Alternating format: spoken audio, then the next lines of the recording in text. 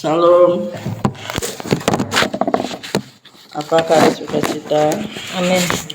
Kita akan buka dalam Filipi pasal 4 ayat 4. Bersukacitalah senantiasa dalam Tuhan. Sekali lagi kukatakan bersukacita.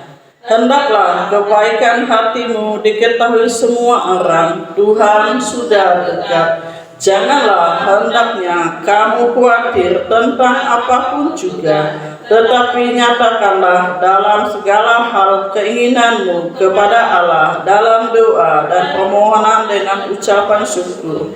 Damai sejahtera Allah yang melampaui segala akal akan memelihara hati dan pikiranmu dalam Kristus Yesus. Ayat 8. Jadi akhirnya saudara-saudara, semua yang benar, semua yang mulia, semua yang adil, semua yang suci, semua yang manis, semua yang sedap didengar, semua disebut kebajikan dan patut dipuji, pikirkanlah semuanya itu. Amin. Silakan duduk. Kita hari ini belajar tentang bersukacita. Dalam Nehemia pasal 8 ayat 11b dikatakan, janganlah kamu bersusah hati sebab sukacita karena Tuhan adalah perlindunganmu. Di sini katakan dalam Filipi 4 ayat 4, bersukacitalah senantiasa dalam Tuhan, sekali lagi katakan bersukacita. Sukacita sejati bukanlah yang berasal dari apa yang kita alami, sukacita itu berasal dari Tuhan. Sukacita karena Tuhan itulah yang menjadi perlindungan kita. Alkitab atau firman Tuhan memberitahukan kepada kita perintah untuk bersukacita. Apabila perintah Tuhan kepada kita sampai 2 kali diulang-ulang, maka perintah itu adalah penting. Perintah bersukacita adalah perintah penting. Sukacita karena Tuhan inilah yang memberikan sebentuk kekuatan tertentu yang memampukan kita bertahan, bahkan keluar sebagai pemenang di tengah kesulitan apapun. Sukacita karena Tuhan inilah jalan masuk bagi Tuhan untuk memberikan apa yang kita inginkan. Ibu Gembala baca Mazmur pasal 37 ayat 4. Mazmur 37 ayat 4. Demikian firman Tuhan, dan bergembiralah karena Tuhan, maka Ia akan berikan padamu apa yang diinginkan hatimu. Amin. Bergembiralah karena Tuhan, maka Ia akan memberikan kepadamu apa yang diinginkan hatimu. Di sini kita lihat bersukacitalah. Ini ingatkan kepada saya, kepada Pak Sari ini, kalau kita dulu di Jagavin dikatakan, setiap dia ada yang kesaksian dia maju. Tidak ada kata lain. Bersukacitalah senantiasa. Saya katakan bersukacitalah. Setiap minggu dia datang ke depan, dia katakan bersukacita senantiasa dalam Tuhan. Nah, luar biasa orang tua itu. Dia separuh bayar dan juga istrinya meninggalkan dia, tapi dia tetap datang ke mimbar. Dia cuma menyampaikan bersukacita. Yang lain selesai, dah bersukacita senantiasa dalam Tuhan. Selalu katakan bersukacita senantiasa. Pada hidupnya dalam penderitaan, luar biasa orang tua itu sudah dipanggil Tuhan sekarang. Nah, di situ saya ingat, kalau bilang bersukacita, ingat saya dengan Pak Sari. Di sini kita belajar, kalau kita bersukacita di dalam Tuhan, bergembira dalam Tuhan, maka Tuhan akan memberikan apa yang kita inginkan. Nah, bisakah kita benar-benar bersukacita dalam Tuhan, dalam segala keadaan? Agak berat juga sih, tapi kita belajar, kalau kita katakan, dia mengajarkan kita strategi untuk bersukacita. Yang pertama, jangan kita khawatir tentang apapun juga. Janganlah hendaknya kamu khawatir tentang apapun juga, tetapi nyatakan dalam segala hal keinginanmu kepada Allah dalam doa dan permohonan dengan ucapan syukur. Di sini kita tidak usah khawatir. Kalau kita khawatir juga, bukannya kita nambah makin pusing kita, bener enggak? Karena kita khawatir hujan bagaimana, khawatir gimana ke kebun, khawatir begini begitu. Akhirnya kita juga banyak hal yang kita pikirkan. Dan Tuhan katakan dalam ayat ke-6, janganlah hendaknya kamu khawatir tentang apapun juga, tapi nyatakan dalam segala hal keinginanmu kepada Allah dalam doa dan permohonan dengan ucapan syukur. Saat kita khawatir, cuma kita satu, kita berkata kepada Tuhan supaya kita berdoa kepada Tuhan. Tuhan, aku khawatir tentang ini, aku khawatir tentang itu. Kadang saya jujur ya, biasa tengah malam gitu, hati saya gelisah sekali. Apa yang gelisah? mau saya bangun dan juga saya berdoa masuk ruang doa. Udah itu nyanyi sepatu penyembahan berdoa, disitulah rasa khawatir itu hilang. Selalu seperti itu, kadang saya juga malas saya berdoa begitu kan. Nah, pernah waktu di Bujang Malaka, jujur ya, kalau jam 3 itu pernah sekali. Mungkin saya lupa karena saking tidurnya itu, akhirnya tempat tidur saya tuh goyang begitu. Heran saya nih, mungkin waktu itu malaikat cincin goyang, saya juga paham gitu. Akhirnya saya lompat dari tempat tidur itu, saya goncang, tapi nggak masuk akal nih, aku bisa goyang. Karena dindingnya ke dinding, gimana bisa goyang tempat tidur? Rupanya Tuhan bisa mengingatkan kita melalui malaikat Tuhan untuk kita bangun berdoa. Saat kita khawatir, kita hanya berlutut di hadapan Tuhan, kita kasih tahu Tuhan saya khawatir tentang ini, itu udah selesai. Jadi kita nggak usah banyak mikir, makin panjang ceritanya. Mulai saat ini kita belajar supaya kita tidak khawatir. Tuhan Yesus berkata dalam Matius pasal 6 ayat 34, sebab itu janganlah kamu khawatir akan hari esok, karena hari besok mempunyai kesusahannya sendiri. Kesusahan sehari cukuplah untuk sehari.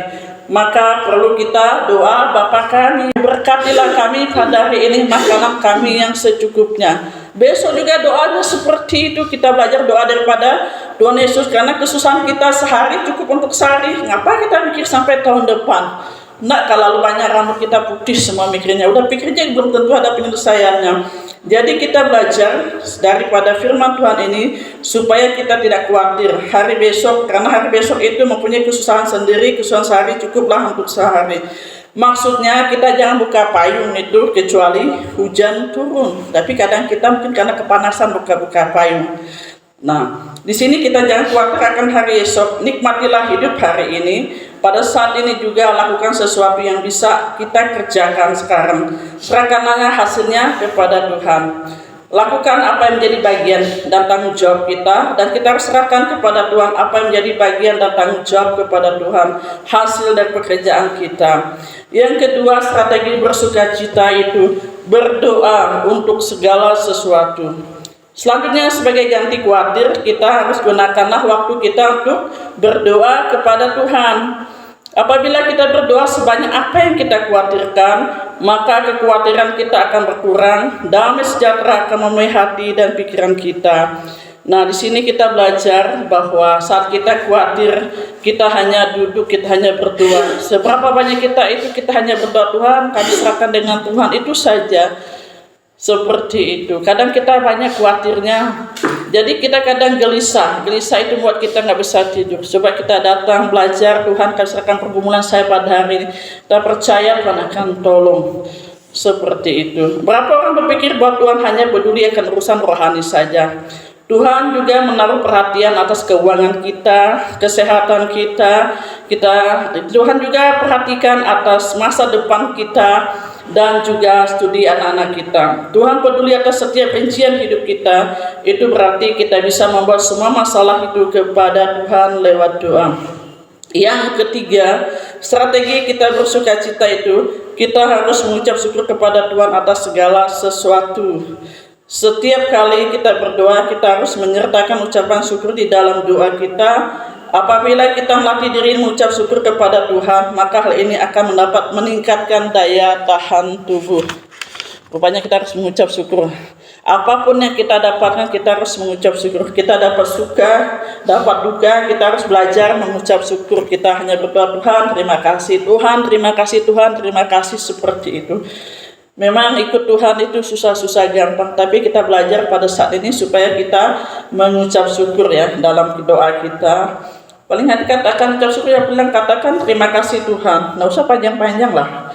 Kan kadang kita mau panjang nih susah. Ini gimana? Nih keapi doanya. Ya udahlah, berhati nurani aja. Doa kan susah diajarkan juga.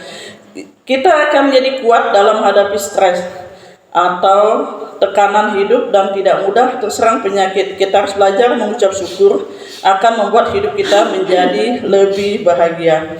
Orang yang tidak tahu mengucap syukur yaitu orang yang menderita yang pertama dan tidak berbahagia hidupnya.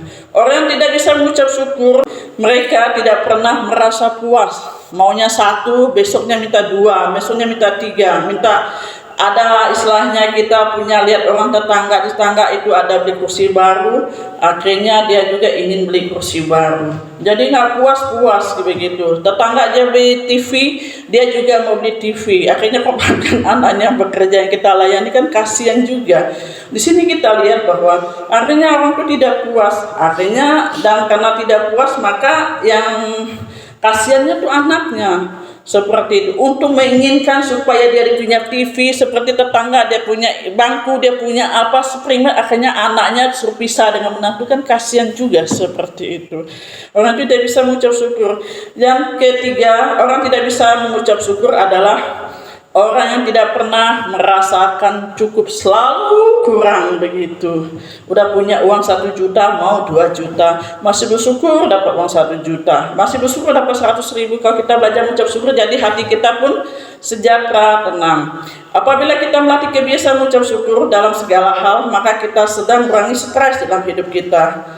Kalau kita tidak bisa mengucap syukur, kita nggak puas, kita nggak cukup, akhirnya kita stres begitu. Maka kalau kita belajar supaya kita mengucap syukur, supaya kita juga mengurangi stres kita dalam hidup kita. Apa enggak kita bisa stres? Karena ngapa? Kalau orang punya itu, kita mau beli juga. Umpamanya punya laptop, akhirnya kita senang mati, tidak puasnya terus, akhirnya kita mau beli.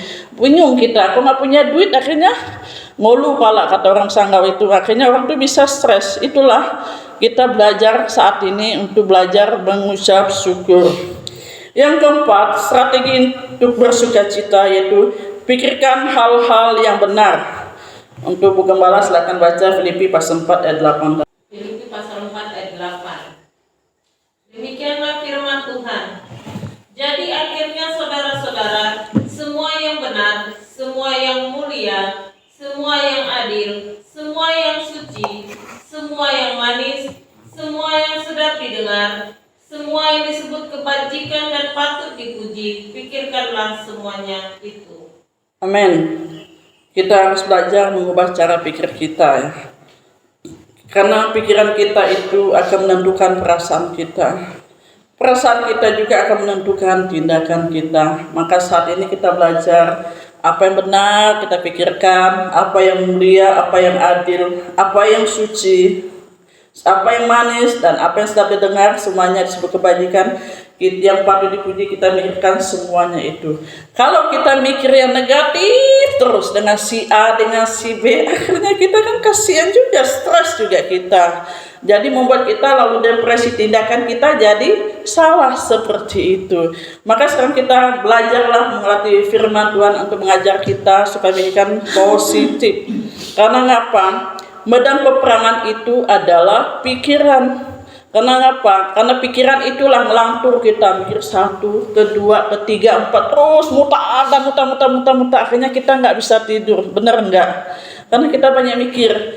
Orang kurang tidur itu, susah tidur itu, akhirnya banyak yang depresi. Minumlah obat tidur dan sebagainya. Coba kita mikir yang baik, yang positif dan sebagainya. Memang kita sebagai manusia kita tidak mampu, kita berdoa minta tolong Roh Kudus untuk mampukan kita untuk memikirkan yang baik. Kalau kita mikir yang baik, kita mengurangi stres kita dalam hidup kita. Jadi sekarang kita belajar untuk mengubah cara kita berpikir, karena pikiran itu menentukan perasaan kita. Kalau kita pikirannya emosi, maunya rasanya bagaimana gitu kan, marah terus, dan perasaan kita menentukan tindakan kita. Kalau pikiran negatif itu mulai tanpa sadar kita keluar gitu. Karena apa? Dari pikiran itu timbul seseorang mau buat jahat itu pun dia mikir dulu seperti ini langkah-langkah. Dia bilang ayo terus mikir yang tidak terus kan kasihan. Tanpa sadari kita lalu tangan kita nonjok orang, ujung-ujungnya masuk penjara, kan kasihan juga. Disinilah kita belajar daripada firman Tuhan, Filipi ayat 8, supaya kita belajar. Jadi akhirnya saudara-saudara, semua yang benar, semua yang mulia, semua yang adil, semua yang suci, semua yang manis, dan semua yang sedap didengar, semua disebutkan kebajikan dan patut dipuji, pikirkanlah semua itu. Disinilah kita belajar untuk melakukan pada firman Tuhan. Memang susah, tapi kita belajar supaya kita senantiasa bersukacita. Alkitab mengajarkan bahwa jika kita mengubah hidup kita kita perlu mengubah apa yang selalu kita pikirkan. Kita sendiri harus memutuskan untuk memikirkan hanya hal-hal yang benar dan sedap didengar. Sebab akar penyebab stres adalah karena satu, kita memilih cara berpikir yang salah. Yang kedua, cara berpikir kita yang membesar-besarkan kekhawatiran kita. Ya, supaya kita tidak besar-besaran sesuatu. Ini kalau udah mulai banyak ngomong si A, si B, si C, ngomong akhirnya besar. Ujung-ujungnya kan kasihan juga, benar enggak? Kita nih yang banyak ngomong, yang bersangkutan jadi korban, keluarlah uang sana sini, akhirnya susah juga kan. Karena kenapa? Kita mikir yang pertama, kita ada pikir yang salah. Karena siap dosa sia. Yang kedua, kita lagi pikir kita besar-besar, kecil itu besar jadinya, padahal tidak sesuai. Nah, cara pikiran negatif yang mana semua itu bisa membuat kita menjadi stres. Juga kena lambung, karena tepat waktu makan. Jadi kita belajar supaya kita tidak memikirkan yang tidak, jangan besar-besarkan sesuatu seperti itu. Kita belajar supaya memikirkan apa yang benar, apa yang mulia, apa yang adil dan suci, manis didengar, dan semua yang disebut bajikan. Kita belajar memikirkan hal itu. Kita mikir yang positif. Apakah hasilnya bila kita tidak khawatir? Apakah hasilnya bila kita berdoa untuk segala sesuatu? Apakah hasilnya bila kita mengucap syukur dan berfokus kepada hal yang benar? Rasul Paulus memberitahu kita hasilnya adalah damai sejahtera Allah yang melampaui segala akal akan memelihara hati dan pikiranmu dalam Kristus Yesus.